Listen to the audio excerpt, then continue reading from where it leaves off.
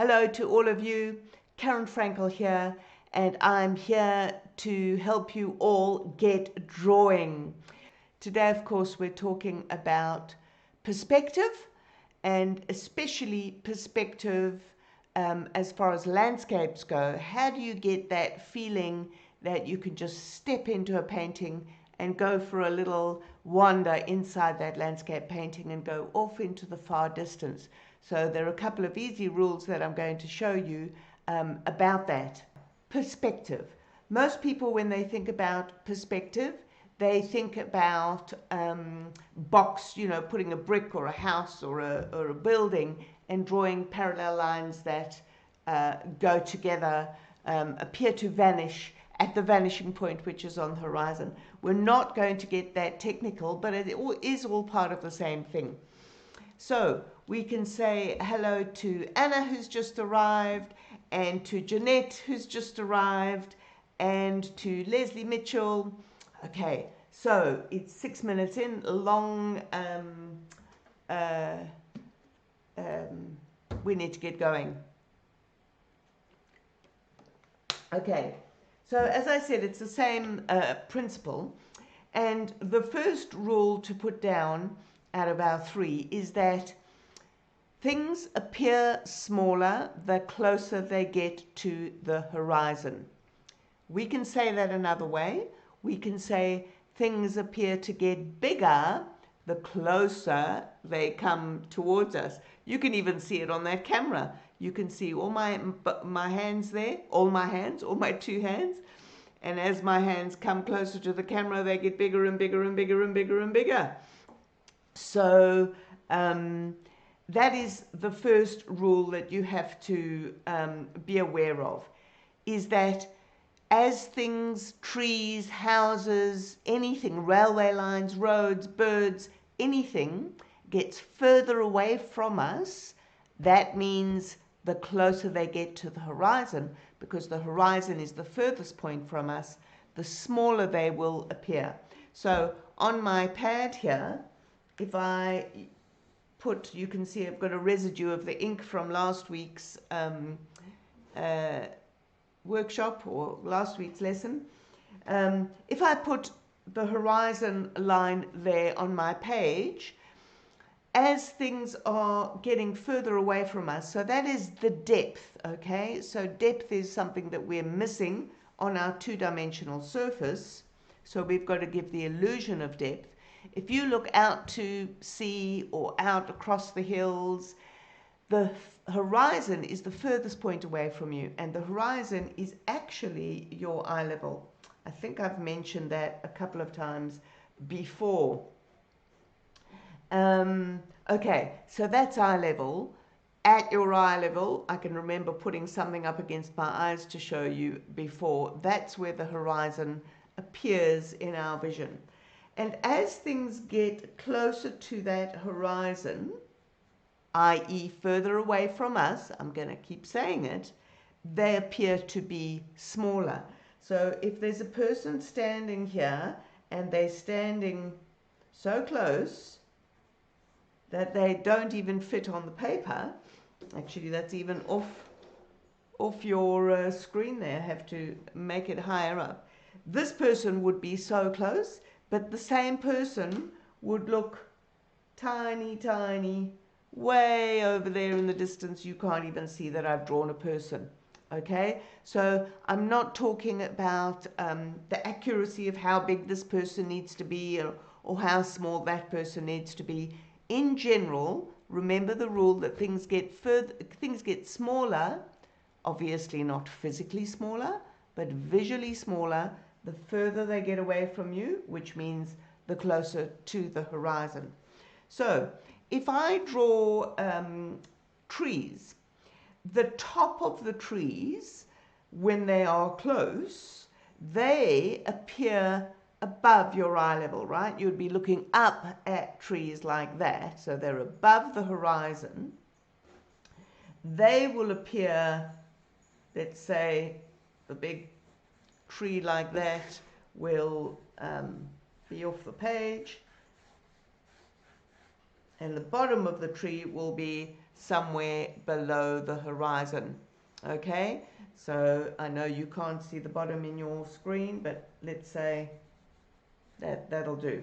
Okay, as these trees get further away from you, even if they're not an avenue of trees along the railway tracks or anything like that, they will appear smaller. And right in the back, if there's trees and things right at the back or bushes, okay, they will appear very small. So it's exactly the same as what I did with the this person right in front and a tiny, tiny one right at the horizon.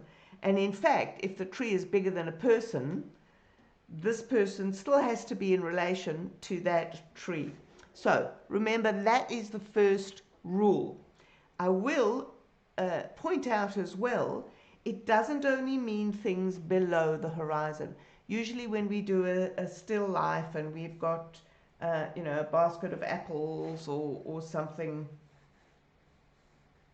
they are usually below our eye level, and so everything we can see into. And as they get further back away from us on the table, they will get smaller and smaller. Okay, but we're talking about landscapes, and there are lots of things in landscapes that are above our horizon. So let's just get rid of our apples in the middle of the landscape. In the landscape, we've got the tops of the trees, we've got mountains, we've got clouds in the sky.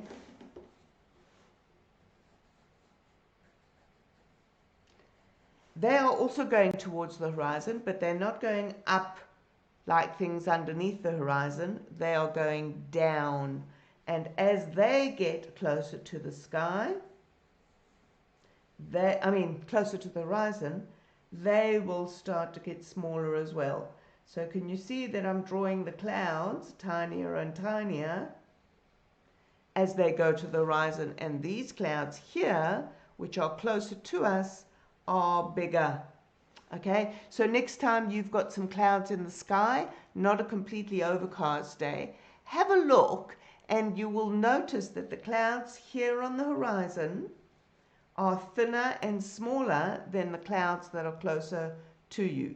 So if you've got birds up in the sky or an aeroplane up in the sky, let's see, birds, sometimes people will go and they'll put a great big bird like that. That bird would have to be pretty ginormous, like a, I don't know, pterodactyl or something like that, to be that close to the horizon and that size, if you look at how tiny that person is. Okay, so birds in the sky will show bigger up there, closer to us, and we probably wouldn't even see them so far away. But the same thing applies. They get smaller and smaller the closer they get to the horizon. Now, you've often seen, or you will have seen, railway tracks or a road getting smaller and smaller in the distance. That's exactly the same thing that's happening. The distance across here is getting smaller and smaller as the road goes further away. Not only that, if it is railway tracks, right, if they're railway tracks, the space between them will also get smaller. Everything gets smaller the closer it gets to the horizon. Okay, believe it or not, that was all your first rule. I'll say it again. The closer things get to the horizon, the smaller they appear. The closer they get to you, which means the further away from the horizon, they get bigger. Okay, second rule, and I know this sounds a bit of duh, but remember this because we sometimes want to make things look good, even if they don't appear like that in the photograph or whatever. And the second rule is that things that are closer to you will overlap things that are further away. So this big tree that I keep on putting leaves on and whatever, this tree will overlap a tree that is closer to the horizon. I'll just color this one in so that you can see what I'm talking about and it's not getting mixed up. So let's say that tree is over there. Okay, that tree is closer to the horizon, it's further away from us, and the one that is closer to us overlaps the one that is further away. The same thing happens with clouds. So you've got that cloud coming down, you might have clouds underneath it. I know those are very, very funny clouds, but the ones that are closer to us will overlap clouds that are further away. It's really an important rule to remember. Now, it may seem obvious in the scheme of things as landscapes, and I know we are talking about landscapes, but I'm very going to quickly show you something a bit odd. And I'm going to go back to my apple. If I draw that apple in again, right, and I draw a pear behind it,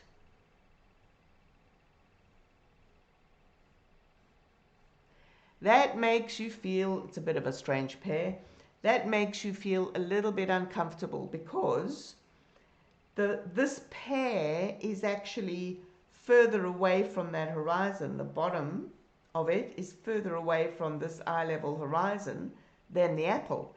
But the apple is overlapping the pear. So when you're drawing, because we're drawing on a two-dimensional surface, you may get that overlapping wrong. So if I actually put that there, now that's a lot more comfortable, and we know that the pear is in front, or whatever strange fruit I've drawn, and the apple is behind. Okay, so that is your second rule, that things that are closer to you will overlap things that are further away. Now, I know that sometimes there isn't anything that's overlapping, but if you want to make your landscape look better so that it's going into the depth, you might want to put something overlapping in it so that you can show that depth. So if there's rocks on the road over here, there'll be big rocks there, and the rocks will get smaller and smaller. Those are terrible rocks. In fact, my trees and my clouds and my rocks all look the same. So this is just me demonstrating the principle. Okay, so that's overlapping. Now, the last point to remember is that as things get closer to the horizon, that means further away, they tend to fade. They tend to get less intense. Okay, so that tree with that very strong trunk that I put on it, we can tell that it's far away because it's so tiny, but it wouldn't look that dark if it was that far away. So the amount of detail, the intensity of color, of shade, tends to fade away as you get further away. And so that one's a little bit darker, and then this tree here would be, get a nice 6B there.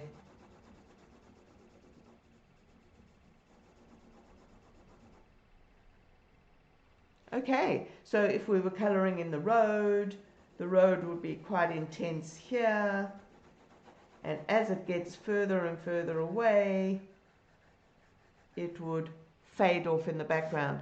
And I'm going to add something else onto our imaginary landscape here. If there are some hills in the background,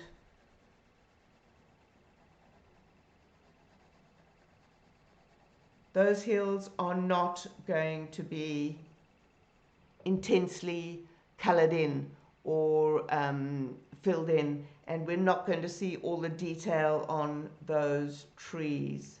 So I might just strengthen that tree. So obviously this is just a demonstration picture. Third rule, things appear less intense. There's less intensity, that you haven't got those strong darks.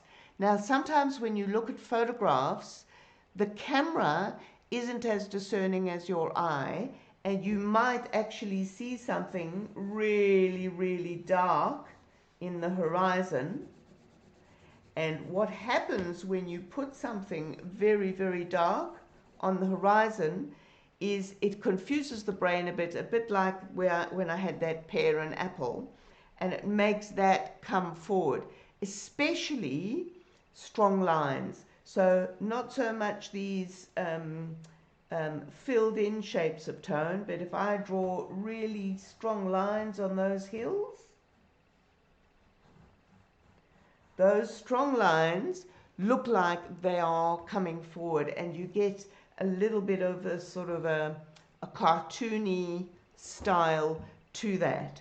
So here's if you don't know about this with kneadable erasers, if I take that line back and I soften those lines back on the tree as well,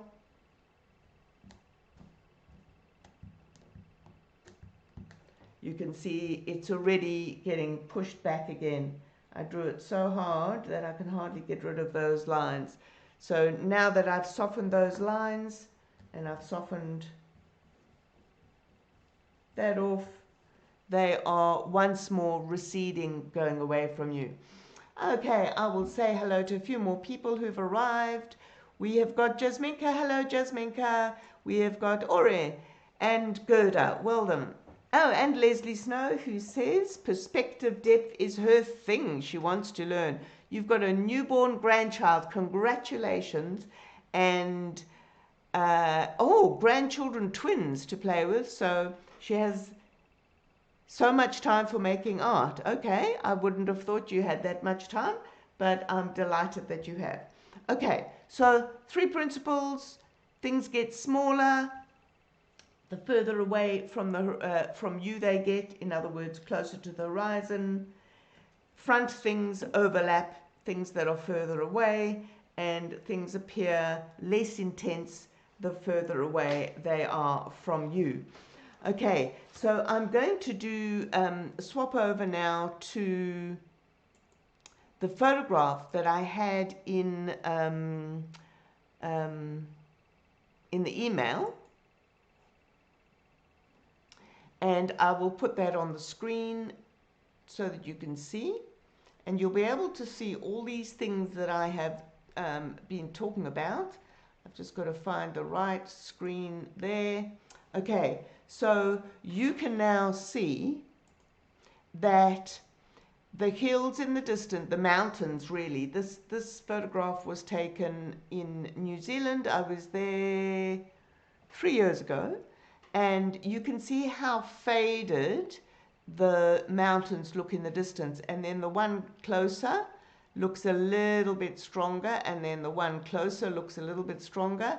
And then the one closer looks a little bit stronger. You can see, though, that this is still more faded than this stuff in the foreground. Okay? So that shows you the intensity getting less and less. We've got, hello Annette. Annette's just joined us from Cape Town. Welcome. The first rule that we had, that things appear smaller as they get further away. You can see that these grasses here, the length of these points are much smaller than the lengths of these ones right in the front. And as it goes further and further back, you can't even tell whether these things are further back. It gets smaller and smaller. As does, I know it's very dark here, these trees. Okay, these are pretty big in the front. You can see this one is overlapping that one, although they might be part of the same tree, I can't tell. But this tree here is overlapping the one at the back, which is overlapping Now these trees are obviously much bigger in reality than these front grasses, but they appear smaller. And of course that mountain, which we know is an enormous mountain, is pretty small. Now we can't actually see the horizon in this picture, but the actual horizon line would be around the middle of the picture, because that's where I was taking it, and that was my horizon as things fade off. So where I'm pointing at around the middle there is probably where the horizon is. These mountains are actually going up as well as further back. Okay, so that is an example of the perspective in the photograph. I have got a couple of others to show you. So this one has got more your typical road going off into the distance, and you can see that these fence posts, even though it's got a bit of a wiggly line, okay, this big fence post here is much bigger than the next one and the next one and the next one, and the spaces between them, even though they were obviously not regularly spaced in the original, because otherwise we wouldn't have that big space, they are basically getting smaller and smaller and smaller until we can hardly see the difference, the spaces between.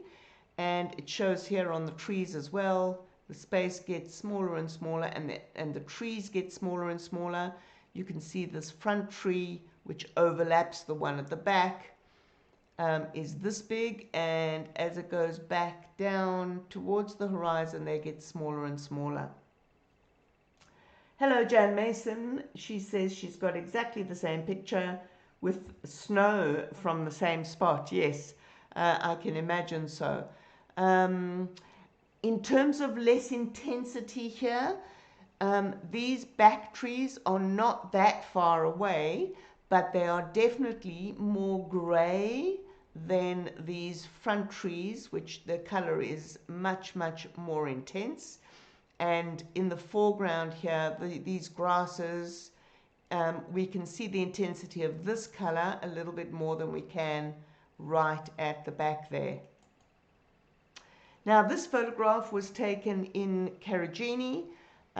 For those that don't know, I don't know if I've mentioned this before, it is a fantastic national park in Western Australia, and it has the most amazing gorges and rivers and pools and things at the bottom of the gorges.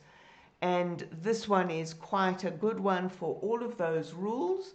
You can see right in the background, those hills in the background are much less intense in their color than what's going on at the front of the picture.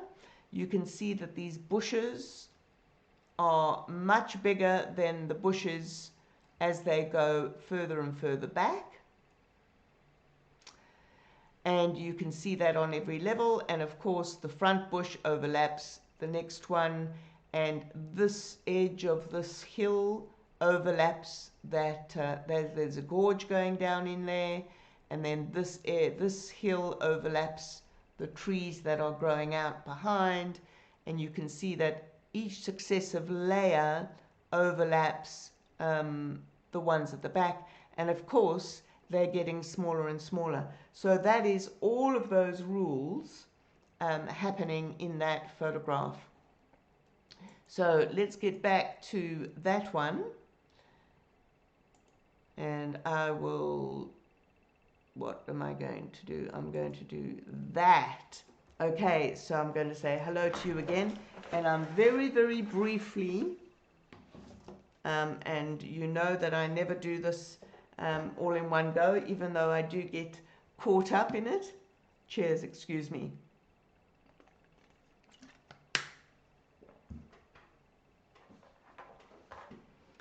Okay, so with that, just make sure you can see everything between these photographs.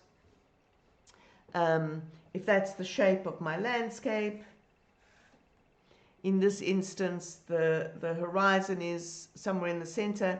even though I told you in 2 weeks ago when we were playing with our viewfinder to try and put things on the thirds. Well, should I change it?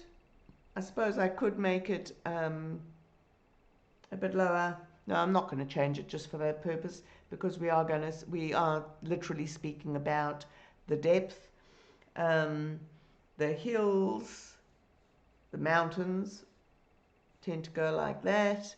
I'm actually going to go to my bigger picture because I can't see it very well so small. So I'm just putting in, as I've taught you before, the shapes, the main shapes that I want to replicate in that picture. And this all gets very deep in here, these mirrored lakes. These lakes are so still that it mirrors everything that you put in it. And there's a sign on one of them, and the sign is written in mirror writing so that when it gets reflected, you can read the mirror image. Okay, so these things are so big that they are coming off the bottom of our picture. And then as they go smaller, you get these clumps.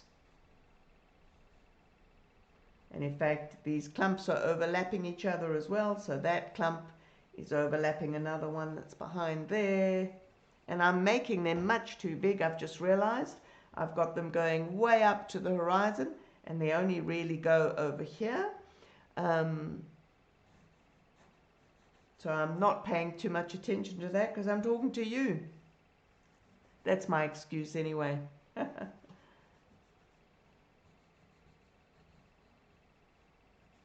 You've got this lovely negative shape in between. I don't know if I've spoken to you about negative shapes. These tones are stronger than the tones in the background. Now, there is a slight issue when it comes to things like this very dark shadow here.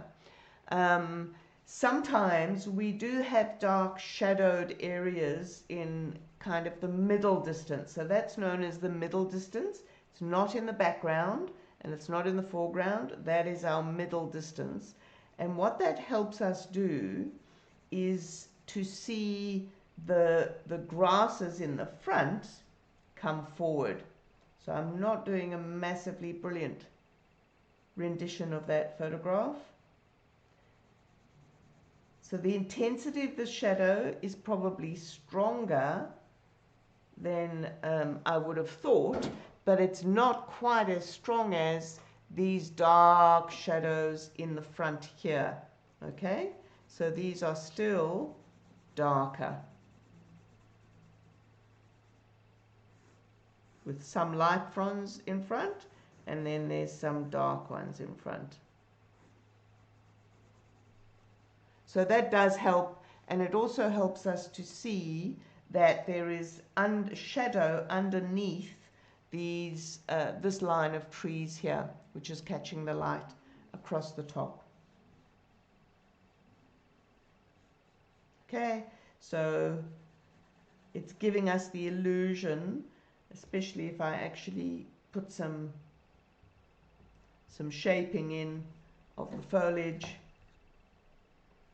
Now, I know that, I'm not sure if you can see it from the small image on your screen, but I know that you can see the foliage on these trees, but don't draw it in, because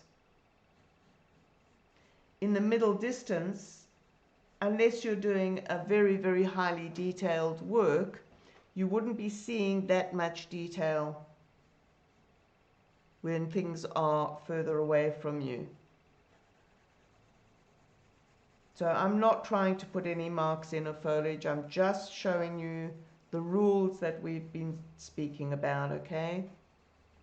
So these things are overlapping those. The front things are overlapping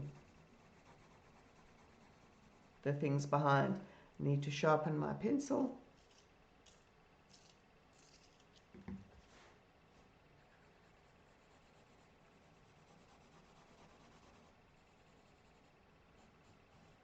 I'm not really trying to draw with any kind of accuracy.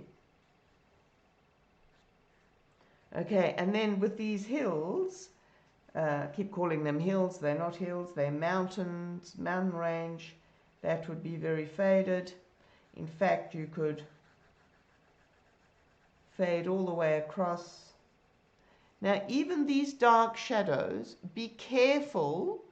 What often happens is people look at those dark shadows, and you can see that there's a dark shadow coming, and your eyes go, oh, there's a very big dark shadow on that mountain, and you go in and you put a dark shadow there. Please resist doing that. You can see immediately that that dark line looks like a shock on the picture, and it's coming right at you. And if you compare how dark or how light those shadows are in the crevices of the mountain with the darks of the foreground or the middle ground, you can see that it's not very dark at all. So try, when you are putting darks in, try and make sure that they are relative to the other darks that you've got in the picture. And as I said, that rule of intensity, that last rule, means that things closer to the distance, closer to the horizon, have got less intensity to them. Okay, so at the moment I've done all of that in the same tone. I can darken this one a little bit. I can darken the next one a little bit more. I'm not even worrying about those crevices in the mountains, and I'm darkening that one even more. And I can see that I've made a pretty strategic error, because I've just told you that that area of mountains and those trees, because it's in the background, are going to be lighter. And look how dark I've made it. So I've fallen into my own trap. So these trees are going to be darker, and I'm going to take my trusty kneadable eraser and I'm going to knock these hills right back, the mountainside right back. And once again, you can immediately see how they have been pushed back. And I was pretty naughty because I put a very strong line around the edge. So I fall into all the traps that I talk about. Because believe it or not, I'm human as well.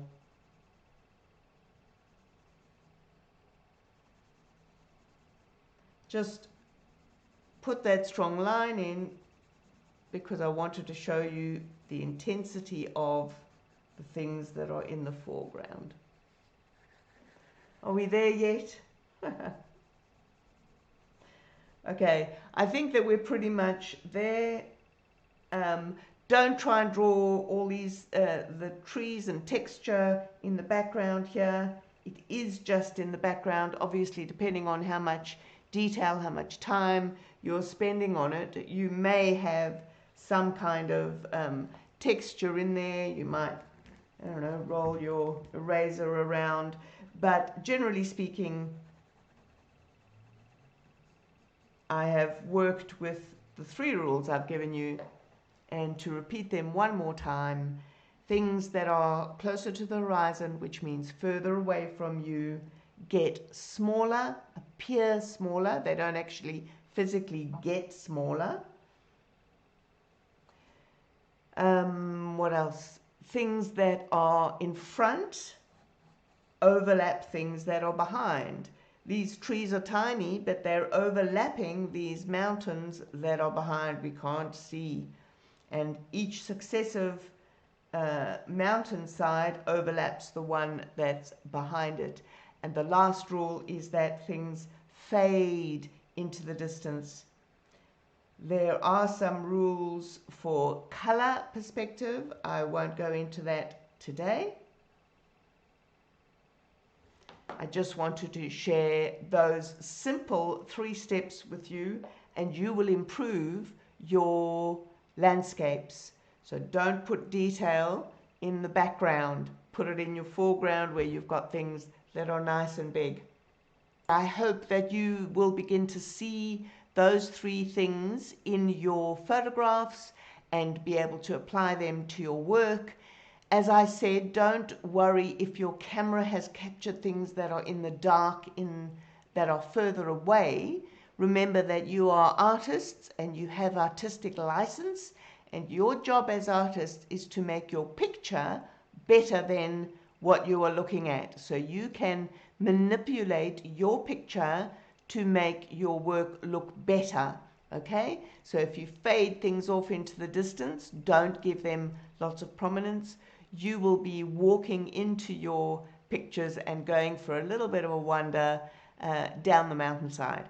So thanks very much for joining me on another Friday. It's Karen Frankel signing off and saying, get drawing. I look forward to seeing all your pictures in our group. Bye-bye.